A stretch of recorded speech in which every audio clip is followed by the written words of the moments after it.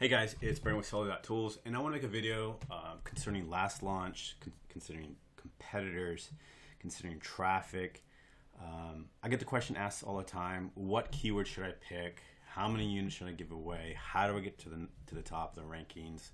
Kind of just how do I dominate, and how do I do it effectively so that I don't just burn through cash, I don't just burn through inventory.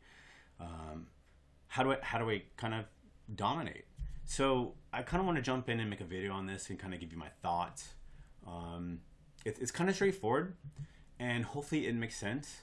And I chose this product just because it's part of our little test account. This is our little test account, and I think this is the only one that actually has applicable keywords.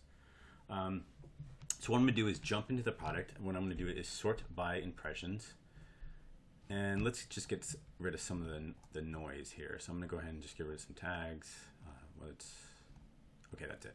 So what I'm looking at here is the keyword. I'm looking at the exact impressions. I'm looking at the last launch giveaway total. And even the current rank, it doesn't really matter. Okay, some competitors.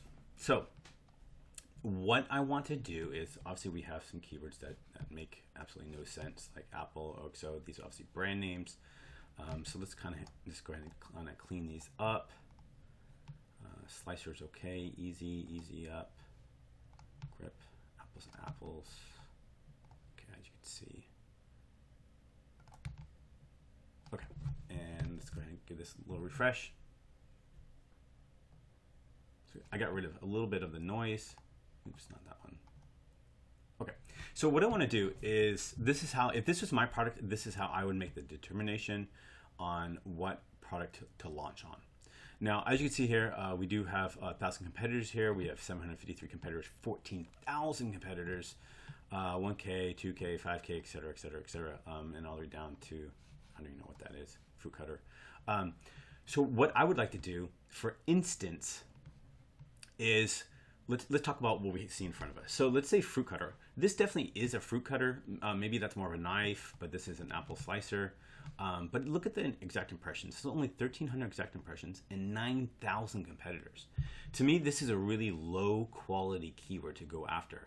The reason I say that is because there's so many competitors that are capable of coming up for that keyword, even though there is low volume there, or decent volume there. It may not be the best keyword to go after. As you can see, it's only 40 units. Whereas the keyword right up above it, I mean, obviously it's a brand name and that's why it's so powerful. But if you look, there's only 74 competitors, and it's roughly about the same traffic and roughly about the same giveaway numbers. So if I happen to have this branded, this product, I would definitely go over this keyword over the fruit cutter. Now let's keep moving up. Let's just say ours is not the OXO brand peeler. So let's go ahead and archive that. Let's get rid of it. Fruit peeler. Ours is not really fruit slicer. Now we're getting a little bit closer. 5K, 2K. As you see, apple cutter, I really like this one. 2K competitors, 72 giveaways, 3,100 impressions. But as we compare it to apple slicer, wow, this is a really good one. It's only 1K competitors, great number of exact impressions. So this definitely is one of the ones that's sticking out the most. However, if I were to choose a different one, the one right below it looks even better. This apple core would probably be my first pick out of this list. The reason that is, just comparing these two numbers here, I definitely want less competitors, and I definitely want decent traffic. The less competitors, the better. Okay, because what that means is that each ASIN and each keyword, or each keyword gets attributed to a particular ASIN, or each ASIN needs to have that keyword phrase. Now, if you do not have that keyword phrase and you do not come up for that phrase, as you can see here, these two numbers here, so there's roughly around 250 competitors that have slicer in their listing, but not core in their listing. Okay, so there's less people that have the word core in their listing. What that means to us is that there's less people getting sales on those particular products. There's less people advertising on those particular products. The PPC cost is more likely going to be less because there's less people advertising on, but it will be easier to rank on it because there's less people giving effort behind that keyword, if that makes sense. The less people giving effort behind that keyword, the easier it will be to rank for that product. Now, of course, if you're in the top 8 positions and you're getting great organic sales, we can't compete with that, of course.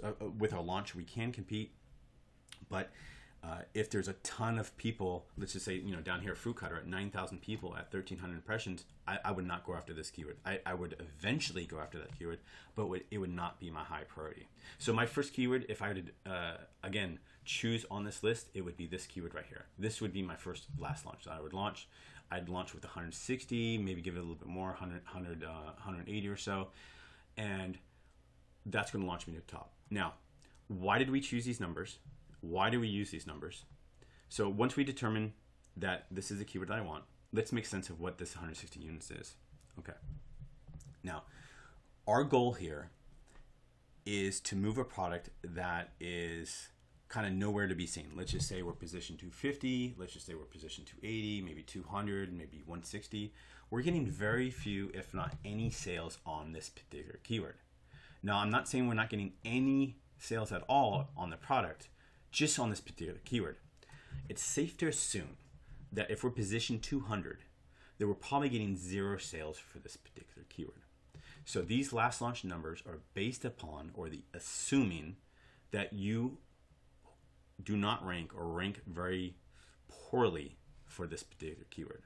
Now, if you rank decently well, let's say you're position 12 and you're getting 15 sales a day from this particular keyword, let's just say, you could, at your discretion, minus roughly those numbers. If you actually knew those numbers, those 15 sales from these giveaway numbers. My recommendation is don't. Just use these numbers. Even if you give away a little bit more than what is optimal, I'd say it's better to give away a little bit more than to give away a little bit less, because we definitely want that effect. And if you look at our results so far with last launch, you're going to notice that we have plenty of products that are moving from position 200 to position 3. It's very easy to get us in the top 6 positions for sure. Now, of course, it will be a little hard to get the number 1 position. Why? Is because that guy is getting a ton of organic sales. He's driving PPC. He may even be doing some lightning deals. He may be doing some giveaways, a trickle of giveaways. He's doing whatever he can to get credit for a sale on that particular keyword. So I'm hoping this makes sense. If you guys have more questions about it, about what keyword to choose, why I would choose these numbers, definitely comment on this video below, and I'll try to jump in and leave my thoughts. But so again, just to recap, one is I definitely want to compare traffic to competitors. I definitely want less competitors and equal amount of impressions, or a little bit less of impressions. Like again, Slicer, 5,000 impressions, it's less than 7,000, and there's a ton more competitors. I would not go after this keyword anytime soon. I definitely would go after Apple Core. So that's thought 1. Thought 2 is definitely use the launch launch giveaway numbers. I honestly would not even play with them, but it's your product, it's your company. Do whatever you recommend. I would give away 160, maybe even do 180. Kind of throw it out there, and definitely take the top 3 positions on the particular keyword. Thus, it would get me organic sales.